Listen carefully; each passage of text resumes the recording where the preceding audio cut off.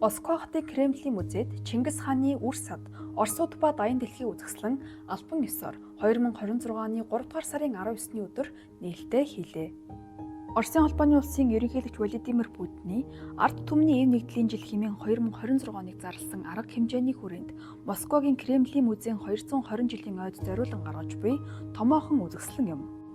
Мөн Оросын холбооны улсад их Монгол улсыг үндэслэн байгуулагч Их эзэн Чингис хааны нэрээр нэрлэгдсэн анхны албан ёсны үзэсгэлэн боллоо. Кремлийн ордны Успенскийн хонхот цамхаг патриархын цогчин сүмийн танхимд дэлгэгдсэн үзэсгэлэн нээж Кремлийн музейн ерөнхий захирал Елена Гагарин хэлсэн үгэндээ Чингис хаан ба түүний удмынхан Орос орны түүхэн харилцаа тэдгээрийн олон тал түүхийн агуулгыг шингээсэн үзэсгэлэн бөгөөд тус улсын томоохон музей, номын сан, хувь цуглуулагчдад хадгалагдаж буй хосгон өнөд ховор 150 гаруй дурсгалаас бүрдсэн үзэсгэлэнг гаргаж байна хэмээв.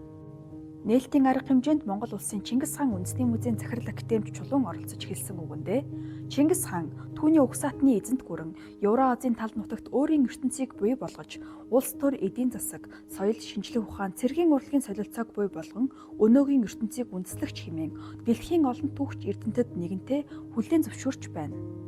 Тэд өрөнд орны олон улс оронд өөрийн иргэшээлийг тогтоохдоо байлдан дагуулагч бус өөрийн өв өндөр статус нөлөөг өргөн хүрээнд бий болгож чадахдаа тэдгээр улс орнуудын ард түмний шашин шүтлэг, уламжлалт ахуй соёл, амьдралын онцлог, үнэт зүйлийг хүндэлж байсныг түүхэн дурсгалууд бичгийн их сурвалжуудад ч илтгэн харуулдаг. Чингис хаан түүний угсааныхны үлдээсэн өв нөлөө их солилцоонд дэлхийн олон оронд улмөр болон үлдэж тэдгээр улс орны дараа дараагийн хувь зээнд нөлөө үзүүлсэн нь үнэн түүх юм.